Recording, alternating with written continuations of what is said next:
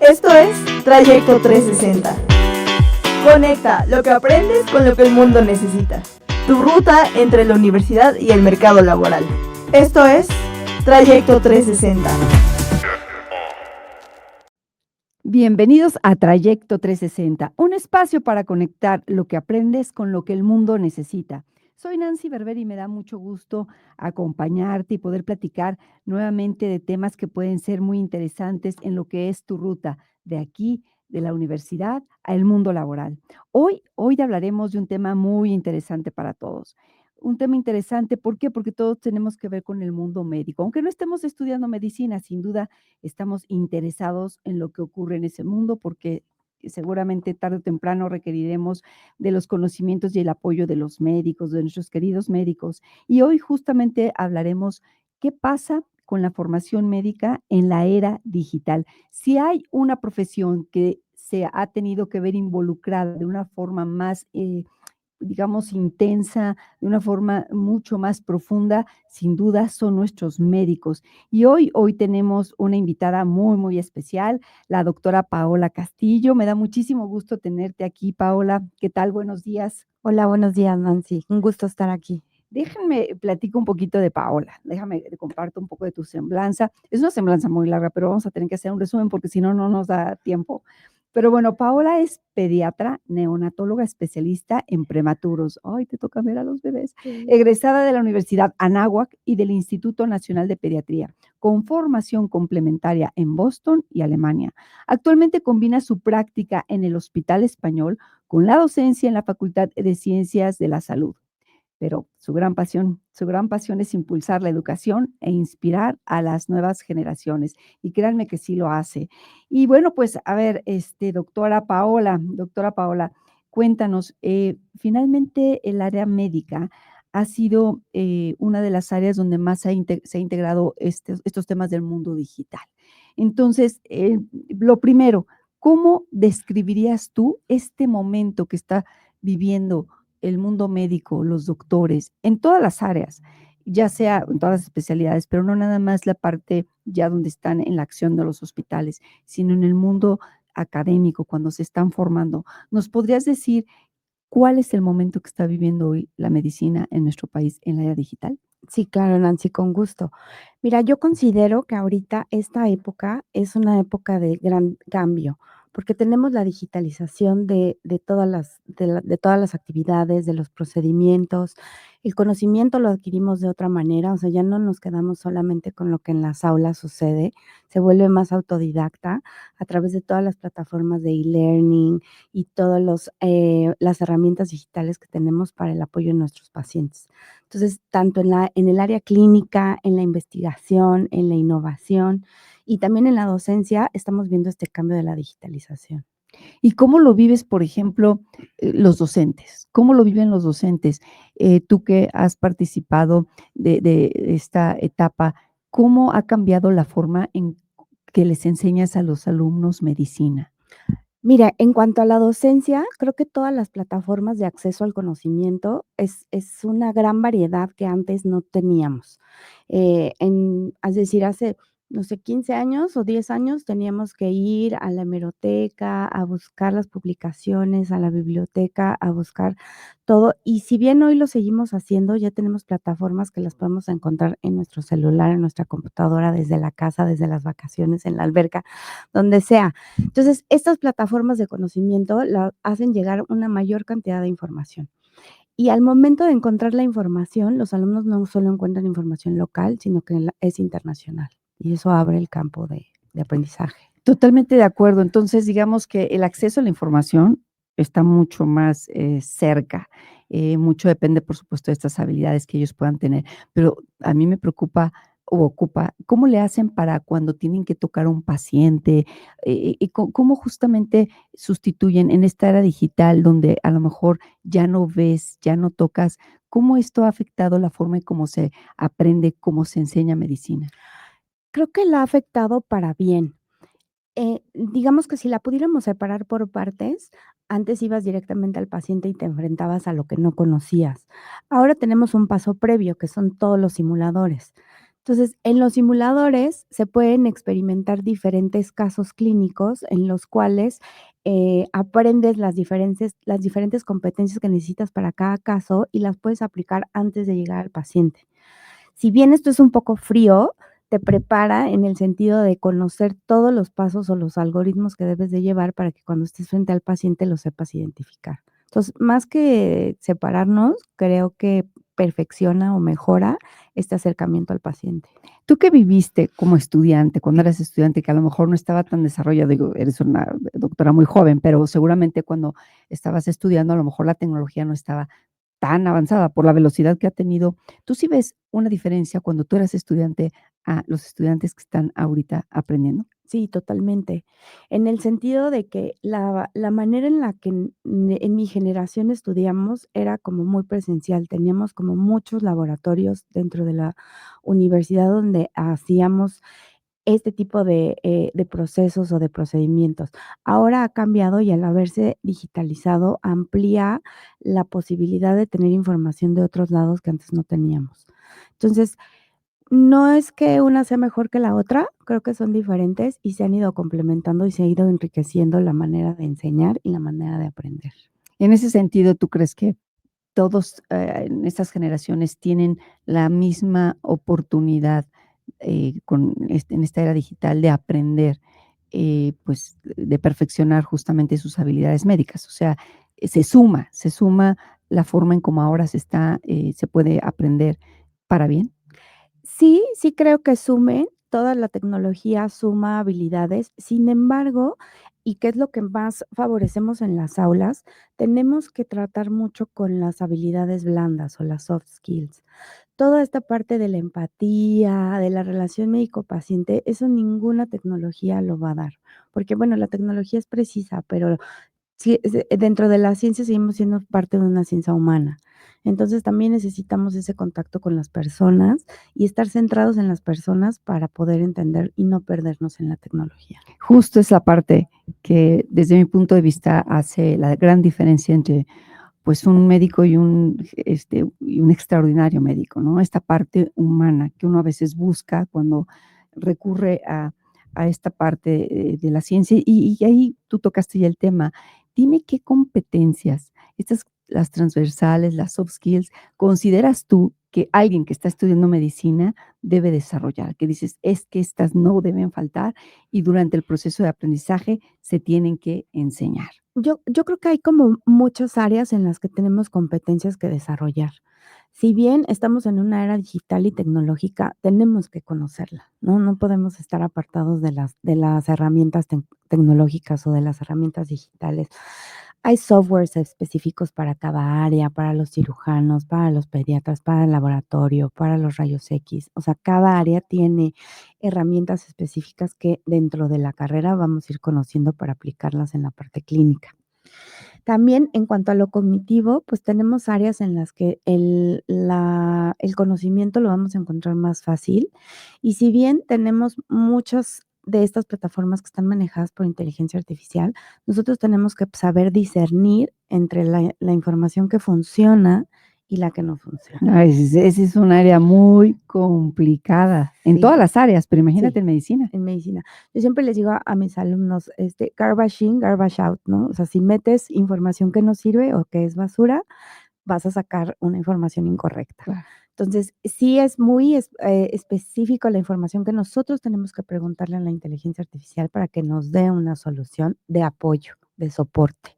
No va a ser la decisión principal, ¿no? Si dejamos la decisión principal a la tecnología, pues estamos perdiendo la capacidad y la experiencia, ¿no? De tomar decisiones. Sin duda, entonces el pensamiento crítico aquí es fundamental. Justo. Creo que, es como parte de lo que nos va a ayudar justo a discernir entre lo que sí nos sirve y no nos sirve, y nos va a permitir también innovar hacia el camino que necesitamos y tomar parte de la tecnología hacia dentro de lo que necesitamos realmente. Oye, pero, justamente, tú que lo vives con los alumnos, ¿qué tanto justo le dedican tiempo a eso, a hacer un pensamiento crítico? ¿Cómo te llegan cuando vienen de la preparatoria y cómo salen de la universidad? ¿Cómo vives tú esta transición para justamente que estos chicos desarrollen estas habilidades que comentas, ¿no? Este pensamiento crítico, la resiliencia, el autoaprendizaje, la sensibilidad, la empatía. Mira, justo cuando llegan al propedéutico, pues llegan de diferentes preparatorias. Y sí hay una diferencia marcada entre aquellos que vienen de una escuela media superior tradicional escolarizada y los que vienen de una educación ya tipo universitaria. Okey. Entonces, los que vienen de la escolarizada tradicional, como que este pensamiento crítico inician a desarrollarlo, o sea, lo tienen en la base nada más, o en el conocimiento básico, pero no lo han avanzado. Aquellos que ya llevan 2, 3 o 6 semestres en educación tipo universitaria, ya tienen un poquito más desarrollado este pensamiento y tú te vas dando cuenta cómo con los distintos semestres van perfeccionando esta habilidad de decir, esto sí sirve, esto no sirve, vamos a analizarlo, vamos a reflexionarlo y va rápidamente cambiando, ¿no? Oye, pero Afortunadamente. dime una cosa, justo en este proceso, tú vas viendo esta evolución, este, los docentes los docentes, ¿consideras tú que estamos ya lo suficientemente preparados para pedirles a estos alumnos que desarrollen esas competencias, cuando a lo mejor a nosotros todavía nos falta desarrollarlas? ¿Cómo hacer para que justamente, pues, todos aprendamos, pero el docente lleve justo la delantera? Mira, yo creo que dentro de la innovación en la educación, estamos haciendo esta transición de centrar la educación en el alumno y Ujú. ya no tanto en el profesor. O sea, aquí en la universidad, gracias al apoyo que tenemos con Cefat, pues podemos realmente como actualizarnos en estas formas de educar actuales y de que realmente lleguemos a nosotros primero cambiar ese pensamiento crítico y a decir, no les voy a dar yo toda la información, sino que lo vamos a traer a la clase en el momento, cuando Ujú. una información ya investigada por ellos. Y creo que ese es el switch que necesitamos, o sea, centrar la educación en el alumno, pero en que ellos motivarlos para que innoven, para que descubran, para que investiguen, y entonces ya nos sentamos en el salón de clases a ver, pues, ¿qué te faltó, no? O qué te quedó duda, o de plano no entendiste nada. Mm. Pero si nosotros tenemos que dar ese primer paso, sin duda. Entonces, definitivamente, la responsabilidad, y pues sí, es una, responsabilidad del docente para desarrollar estas competencias es, digamos, la mayor carga, ¿no? Sí, porque, bueno, a final de cuentas, nosotros somos esta guía, ¿no? Para ellos, y la guía, pues, la van a seguir. No, Entonces pero y no nada más eso, sino, pues, muchos de estos docentes igual no estuvieron no nacieron con la tecnología. O sea, nosotros hemos tenido que, desaprender y volver a aprender, y además enseñar o provocar este encuentro que comentas. Y siendo así, ¿cómo, no sé si tú pudieras, comentar acerca del trabajo multidisciplinario que se tiene que hacer, justamente considerando todos estos factores que tú comentas, ¿no? Vienen de distintas, preparatorias, con distinto nivel de desarrollo en todos los sentidos, las ujú. partes técnicas, las partes blandas, pero también, ¿qué tan importante se hace este trabajo multidisciplinario en la era digital? Yo creo que hoy en día es básico el convivir con otras áreas y creo que sobre todo en la medicina tenemos que dejar un paso de lado el que nosotros lo sabemos todo, ¿no? Es algo Es algo difícil en los médicos, ¿eh? como propio de nuestra carrera, de nuestra personalidad, Claro. pero necesitamos, mira, te voy a poner un ejemplo. Yo que trabajo con prematuros, trabajamos en las unidades de cuidados intensivos neonatales, donde tenemos equipo y trabajamos con enfermeras intensivistas, trabajamos con ingenieros biomédicos, con ingenieros de sistema, porque todos los equipos que tenemos conectados a nuestros pacientes nos van a dar una serie de datos que los tenemos que interpretar. Mm. En tiempo real, claro, esto está pasando todo el tiempo.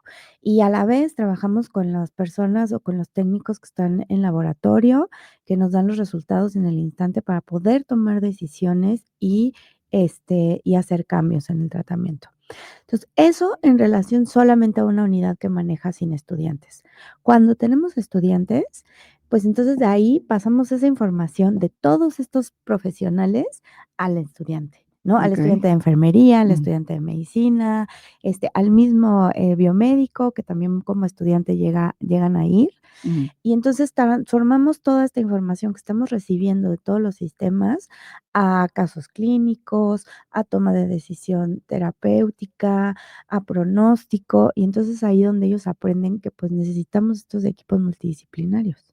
de No acuerdo. hay manera. Digamos que ni siquiera es una opción, o sea, No, lo no, viven en sí. la práctica. Ujú. Oye, y tú que estás con un pie en la parte académica, enseñando, y el otro, pues, en lo que viene siendo aplicando todos tus conocimientos directamente en un hospital, directamente con estos bebés, ¿tú ves esta diferencia entre estos estudiantes que tienen todo esto a su alcance? Bueno, considerando, este grupo de estudiantes de esta universidad que tienen acceso a esta tecnología, ¿ves alguna diferencia cuando ya entran al hospital? Que a lo mejor los hospitales no cuenten con los mismos recursos, o no nada más eso, sino que las distintas generaciones con quienes van a trabajar estos doctores ya de renombre que a lo mejor pues no tienen estas herramientas tecnológicas. ¿Cómo viven esta transición? No únicamente de pasar a la universidad, al mercado laboral, sino además con tantas diferencias generacionales. ¿Tú cómo lo vives? Yo creo que en medicina somos el ejemplo perfecto de la combinación generacional. Si de por sí creo que está pasando hoy en día en todas las áreas, en medicina siempre ha sido, ¿no? Mm, Porque tenemos los que están saliendo de la universidad que tienen 24 años y tal vez el jefe de servicio que tiene 50, 60, ¿no? Entonces, y en el Inter, todos los sí, demás. Entonces, creo que sí es complicado cuando salen de la universidad con una, idea de que todo lo podemos adquirir a través de la tecnología o que siempre vamos a tener ese respaldo, a enfrentarse a una realidad de salud pública donde no vamos a tener todos los recursos, necesarios o suficientes. Y bueno, eso, si bien no es lo ideal, ¿verdad? Quisiéramos que en todos los hospitales se hubiera de todo, esto es lo que hay. en lo que hay.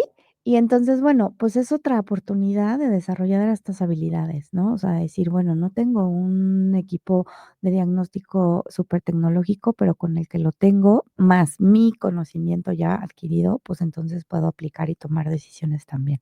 Perfecto. Ujú. Entonces, ya en el mercado laboral, en el mundo donde ya los médicos se desarrollan, justamente tiene que haber este equilibrio y enfrentarse a lo mejor a situaciones en donde la tecnología, pues, no ha llegado con la misma intensidad en unos lugares como en otros, y ahí sí tienen que, abordar como en la época de hace unos años, Entonces, sin sí, decir mira, más. afortunadamente, dentro de todo el camino de la carrera, o sea, la primera parte es como la parte más teórica, ¿no? Que es Ujú, las, materias básicas, que son las de el aula.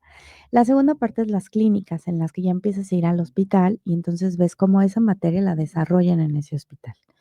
Después pasamos al internado, que es como full time hospital, o sea, todo el tiempo. Entonces, afortunadamente, durante todo el transcurso de la carrera, tienes oportunidad de ver diferentes hospitales, con recursos, sin recursos, con más o menos recursos, lo que igual te prepara para el servicio social, en el cual, pues, la mayor parte de los casos es de bajos recursos. ujú. Y entonces tienes que aplicar todo lo que viste, tanto en hospitales donde tienen todo el recurso como en los que están más o menos, para poderlo aplicar en situaciones en las que no tienes nada. De acuerdo. Entonces, sí te sirve el camino universitario, te sirve para decir, bueno, pues aquí podemos usar un robot Da Vinci para operar a un paciente, y aquí, pues, En el servicio tenemos social, vendas y claro, hacemos una férula, gas gasas, y pedimos una ambulancia para que lo operen en otro en lugar. otro lado, exacto. Bueno, y siguiendo con esto, me gustaría hacer, una pausa para recordar en la época de pandemia. En la época de pandemia, Paola, pues, creo que a todos nos marcó, pero particularmente al gremio de los médicos. Y me voy a enfocar a los estudiantes, aquellos estudiantes que a lo mejor les tocaba irse al servicio social, a estos estudiantes que tenían, pues, todas estas prácticas que dices tú que hacen ya en los hospitales, pues, muchos de ellos ya no No pudieron, se pudieron. cerraron. Entonces, tú dime de esa generación que, digo, esto es como en las pláticas se comenta, ay, ojalá que no te toque algún médico de pandemia.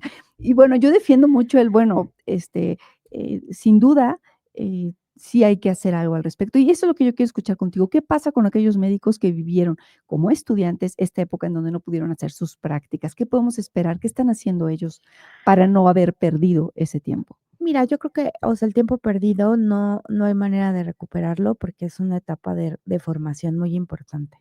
Sin embargo, todos aquellos que lograron adaptarse de manera adecuada a la parte digital, tuvieron otras ventajas, ¿no? O sea, aprendieron otras cosas. Mm, Se llenaron en ese momento de información actualizada totalmente. O sea, vieron un mundo que empezó a trabajar con un solo objetivo, que era obtener una vacuna. Entonces, creo que sí se aprendieron otro tipo de habilidades y bueno, la resiliencia de decir, pues no voy a poder hacer mi servicio social o no voy a poder hacer mi internado y tal vez lo voy a hacer después y esto va a hacer que salga más tarde de la escuela, tal vez. Pero aquellos que no, que siguieron en el camino y que ya salieron, tienen otras áreas de oportunidad. O sea, a final de cuentas, sí es un año importante o fueron año y medio importante que lo que pudo haber estado como fuera de los hospitales, pero lo pueden recuperar. Aquellos que hayan continuado con su formación en alguna especialidad, pues tuvieron que ponerse al día en mucho menos tiempo, ¿no? okey, okey. Entonces, digamos, se desarrollaron otras habilidades, por supuesto, y sin duda, donde quiera que ellos estén, ya se debieron haber puesto al Puesto al corriente. día, Si claro, si sin duda. no, no hay No, manera. sin duda. Okey, okey. Entonces, digamos que igual como todas las profesiones, aquí no había, más que de salir adelante, vivir el momento, pero ya después te tienes que poner al corriente Sí, porque además fue difícil para ellos porque realmente no podían estar en contacto con los pacientes. exacto, Entonces, todo lo que se supone que tendrían que hacer, no lo hacían. Y los que y sí los permitieron dejar en el hospital, pues aprendieron el 100% de problemas respiratorios y de terapia intensiva, pero nada de todo lo demás. claro, claro, se Entonces, enfocaron a se eso nada enfocaron a más, resolver el en problema, eso de como la ser mayoría de los especialistas. hospitales. Claro, Ujú, claro. Pero bueno, finalmente, uno tiene que adaptarse a lo que ujú. le está tocando vivir y finalmente, con esas herramientas salir adelante, y son otras las competencias que sin duda se estuvieron desarrollando. Y fíjate que, siguiendo con esta idea de las competencias, el tema ético, el tema de ética. Te comparto que, hay estudios donde las empresas en los últimos 5 años y quiero llamar empresas en general, también me enfoco a las instituciones de salud, a las instituciones educativas, han mencionado que la ética es una de las competencias que más se están requiriendo ahorita. Es decir, justo en esta etapa de la era digital, de la inteligencia artificial, este tema sale como uno de los más relevantes a desarrollar y a poner en práctica.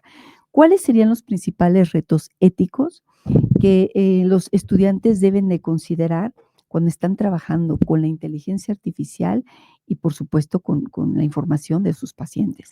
Justo creo que va enfocado a la información de los pacientes. Tenemos que, conocer cuál es la normativa del resguardo de datos personales, ¿no? Mucha información se mete directo a las plataformas de inteligencia artificial sin preguntarle siquiera a los pacientes. Entonces, bueno, al final de cuentas es información personalizada. Hoy en día, por ejemplo, los hospitales, cuando emiten resultados digitales, si el paciente está hospitalizado, se pasa al área de expediente clínico, que es manejado principalmente por inteligencia artificial. Entonces, además de que todo esto está nutriendo la inteligencia artificial de información, se tiene que solicitar una autorización. El consentimiento informado es clave de la práctica actual hoy en día. ¿Por qué? Porque cualquier error o cualquier falla que haya, sea digital, hospitalaria, personal, va a tener que estar respaldada por un paciente que dijo: "Sí, sí quiero que me hagan esto". Okey, Entonces, el resguardo de datos y el consentimiento informado creo que es de los puntos más importantes a tener cuidado. Conocer la normativa de los hospitales, de los expedientes electrónicos, qué es lo que dice la Secretaría de Salud al respecto, lo tenemos que saber okey. para tomar decisiones informadas. Y también conocer qué es lo que dentro de toda esta nueva tecnología puede afectar a la equidad en la salud. Uy, tocaste el tema, equidad en la salud. Quiénes sí, quiénes no, en dónde sí, en dónde no. Entonces, esto, pues sí tenemos que trabajar mucho más en esto porque hay muchos huecos Ujú. y no solo de equidad, sino también legales. Entonces, bueno, eso puede convertirse en un problema en corto plazo. Fíjate, comentas un tema clave, si para cualquier profesión o actividad el tema legal con relación a la inteligencia artificial es fundamental, pues en la parte médica adquiere otra dimensión. Claro, Entonces, digo, como bien dices, lo adecuado sería, dirigiéndonos a los estudiantes, que, donde vayan a desarrollar su profesión, conozcan cuáles son las reglas del juego para no exacto. incurrir en alguna falta. Y por parte de las instituciones, desconozco si actualmente ya se estén trabajando, en temas legales, justamente como para formalizar y hacer esto mucho más, profesional, y que los médicos sepan, y uno como paciente también, de cuáles son sus derechos. Creo que relacionado directamente con inteligencia artificial no, pero sí indirectamente con lo que es la recolección de datos, que está Okey. ligada a una a otra, ¿no? O sea, todos Ujú. los laboratorios, todos los estudios, todos los expedientes tienen que llevar un consentimiento informado y tienen que estar al acceso de los pacientes, porque bueno, también es, si bien es nuestro derecho poner la información que recolectamos de ellos, pues es su derecho saber conocerla, ¿no? Y tenerla disponible. Sin duda, Entonces, en sin eso duda. sí. Y bueno, pues finalmente un médico también puede ser paciente, así que puedes ser empático con esta situación. Y a ver, ya lo mencionaste, pero me gustaría un poco retomar, em, ¿qué papel juegan tanto los docentes como las universidades para justamente garantizar que la tecnología, estos avances tecnológicos que no dan tregua, no sustituya el trato humano que se requiere y que caracteriza a esta profesión, a esta vocación? Mira, creo que en ese sentido lo podemos dividir como en 3 partes. Como médicos, creo que la responsabilidad profesional es lo más importante o la habilidad que tenemos que desarrollar. Es decir, hasta dónde vamos a delegar responsabilidad a la inteligencia artificial frente al juicio clínico o al juicio médico. Entonces, esa responsabilidad no la podemos perder. O sea, no podemos decir, es que yo lo vi aquí y la inteligencia me dijo que era esto y lo operamos. No, o sea, ¿y tú? Ujú. ¿Dónde estás Okey. quedando? Como docentes, tenemos que ser una guía que impulsa a los jóvenes a mantenerse actualizados, pero mantener también este lado humanitario, ¿no? O sea, favorecer esas, que con nuestra experiencia la inteligencia artificial enriquezca nuestro conocimiento. También es al revés, ¿no? También Ujú. nosotros le damos datos, pero la idea principal es que nos enriquezca a nosotros como docentes para poderlo guiar a nuestros alumnos. Y como universidad, yo creo que lo que se debe hacer es mantener la currícula con estos temas que generan debate, que generan empatía, que analizan o reflexionan sobre la ética, mantener estas clases que favorecen la relación médico-paciente, porque a final de cuentas eso es nuestro centro, ¿no? O sea, es nuestra principal área, nuestro paciente. Entonces, como universidad, pues si vamos quitando materias humanísticas, pues ahí estamos cometiendo el error de dar paso a la tecnología y quitar la parte humana. Entonces, de estas 3 áreas, así lo podemos como ver.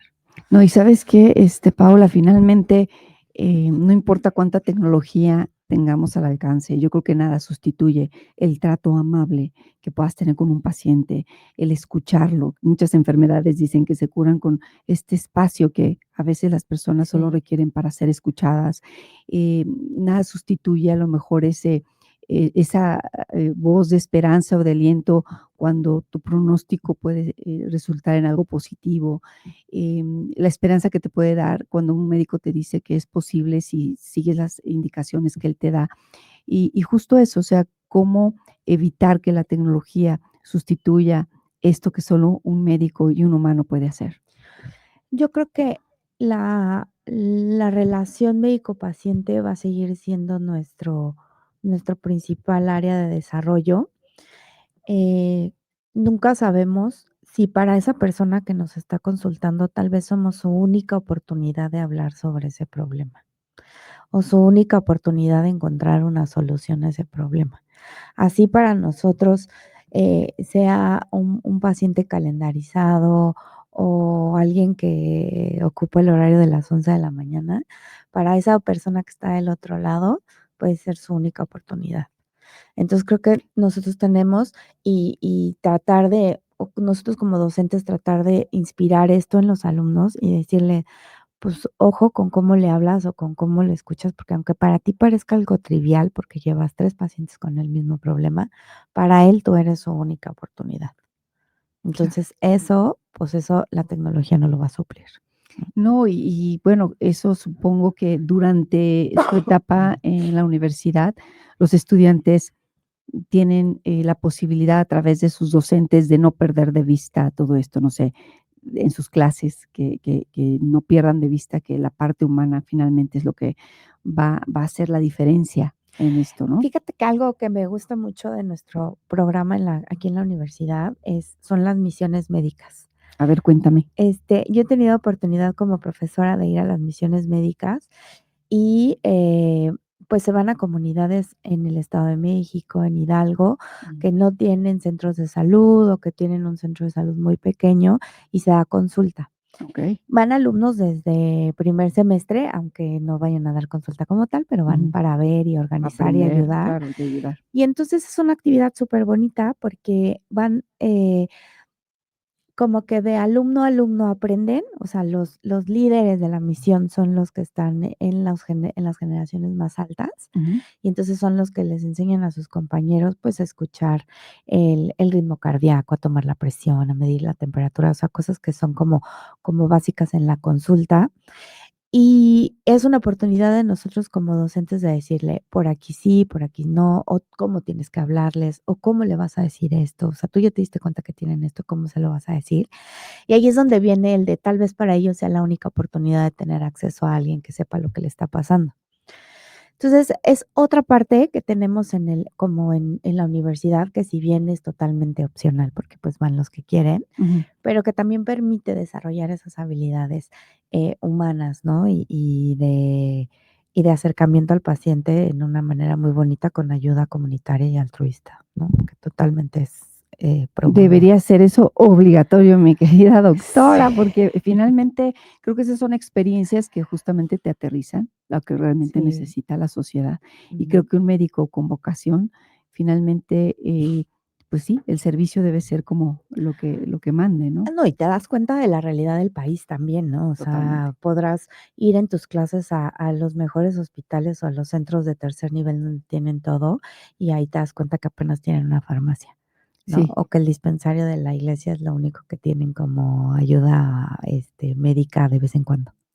es increíble. Y bueno, pues finalmente creo que, pues los médicos, esta profesión, esta vocación, a mí es de las que más me gusta porque creo que el impacto que ustedes como médicos pueden lograr a nivel social marca una diferencia. Entonces, Ujú. todo lo que ayude a formar mejores médicos, mejor capacitados, más humanos, será más que bienvenido, no importa cómo esté la tecnología. Y pues para ir cerrando, porque pues ya tristemente tenemos que terminar, ¿me podrías, no sé, algún consejo, me podrías compartir algún consejo para aquellos estudiantes que están ya en la carrera, que ya tomaron la decisión, que luego eso es lo más Ya difícil, están ahí. justamente estas competencias que mencionas que se requieren, que se necesitan, no nada más la medicina, sino en general la sociedad. ¿Qué consejo le darías a estos estudiantes para que justamente se enfoquen en desarrollar estas competencias? Pues yo creo que lo primero sería como familiarizarse con estas herramientas y conocerlas, ¿no? Para poder hacer nuestro pensamiento crítico y decir, ¿esta fuente es confiable o no lo es? ¿Sí voy a sacar información de aquí? ¿O el diagnóstico que me dio va acorde a lo que tiene mi paciente o no está tan bien? O creo que lo que me está diciendo no está correcto.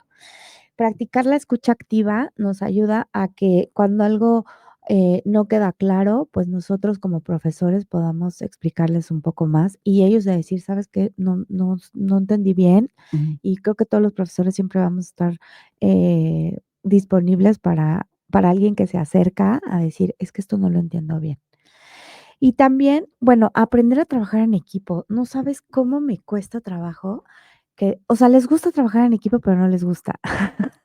O sea, para unas cosas sí, supongo que para divertirse está Exacto. increíble, pero para ya resolver alguna situación, esto es en general, el trabajo Ujú, en equipo es una competencia que está teniendo sí. algunos problemas, pero a ver, Pero no cuéntame. solo, o sea, aquí estamos hablando como de un equipo que trabaja en lo mismo, ¿no? Pero eso importante tal vez en los primeros semestres, en todo, en decir, pues tenemos que repartir el trabajo, o sea, entre todos lo podemos hacer mejor y lo podemos hacer más rápido. Como que a veces piensan que es hacer menos, Ujú. porque somos muchos, pero no, es trabajar mejor y más eficiente. Y eso nos va a ayudar a que cuando salgan digan, pues sí necesito de mis colegas, Claro. ¿no? O sea, sí voy a operar con otro cirujano como yo, sí voy a tener un consultorio con otros 3 pediatras o con otros especialistas que complementen. A lo mejor en mi práctica en el hospital estamos neonatólogos, pero tenemos dermatólogos, endocrinólogos, infectólogos, cirujanos, pues porque necesitamos trabajar en conjunto. O sea, es de siempre, ya no es solo de la escuela, es de ya. Y como te decía, ¿no? También necesitamos otras profesiones. Claro. Entonces, psicólogos, nutriólogos, biomédicos, o sea, sí necesitamos de los demás y eso es una habilidad que tenemos que fomentar.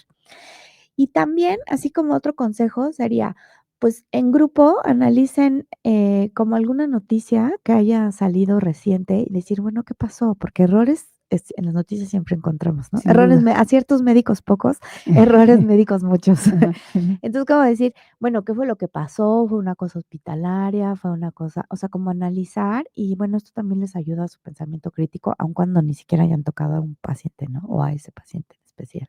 Buenísimo, claro, porque Ujú. además es como aprender de la historia, ¿no? Y evitar así Sí. repetir esos errores. Me queda, Paola, dejo abierto estos micrófonos para más adelante continuar hablando de estos temas. Sí. Me encantará. ¿Algún último mensaje que quieras compartir a la audiencia, a los docentes, a los estudiantes, a los médicos, a quien tú quieras? Bueno, yo creo que una de las cosas que tenemos que concluir es que la tecnología nos va a potencializar la práctica médica, o sea, nos va a ayudar a impulsarla, pero la empatía y la vocación de servicio es nuestro objetivo principal. O sea, nuestro propósito es ese. Y sí, la tecnología por sí sola puede, sin la parte humana puede ser muy técnica, pero la parte humana sin precisión tampoco es suficiente. Entonces nos complementamos. Necesitamos la parte humana y necesitamos la tecnología para ser precisos, eficientes y empáticos con nuestros pacientes. Totalmente de Ujú. acuerdo, no perder esa parte humana, pero sí entrarle justo a la tecnología, porque dicen que el médico del futuro no será reemplazado por la inteligencia artificial, sino por quien no sepa trabajar con ella, Correcto. ¿no? Entonces, creo yo que particularmente los médicos, que sí son, personas con una vocación tan especial, lo tienen que tener todavía más claro, ¿no? Esta combinación de Sí. usar la tecnología como una herramienta, pero sin perder de vista, la capacidad humana, ¿no? Y no confiando al 100%, ¿no? O sea, Claro, decir, tengo que poner en duda. así es, siempre. Bueno, Ujú. vamos a continuar esta plática en otro Vale. momento, pero te agradezco muchísimo, qué bueno que estás aquí, qué bueno escucharte y que, bueno, nuestra audiencia conozca de tu experiencia. Si alguien quiere seguirte, ¿dónde te puede encontrar? Me pueden encontrar en Instagram en paola.pediatra. Ahí estoy para cualquier cosa que necesiten y en el correo de la universidad que es paola.castillosp@nahuac.mx. Muy bien, es de casa, así que también Exacto. va a ser fácil, localizarte. Ujú. Muchísimas gracias, y muchísimas gracias a todos ustedes por un episodio más. Nos vemos, muy pronto y, bueno, acompáñenos aquí en Trayecto 360. Aquí vamos a seguir hablando, como lo hicimos hoy, de temas médicos en la era digital. Y, bueno, para poder seguir platicando, estoy en Instagram, en @NancyBerber, donde será un gusto compartir y continuar este diálogo. Esto fue Trayecto 360, un espacio para conectar lo que aprendes con lo que el mundo necesita. Hasta pronto. Esto es Trayecto 360. Conecta lo que aprendes con lo que el mundo necesita. Tu ruta entre la universidad y el mercado laboral. Esto es Trayecto 360.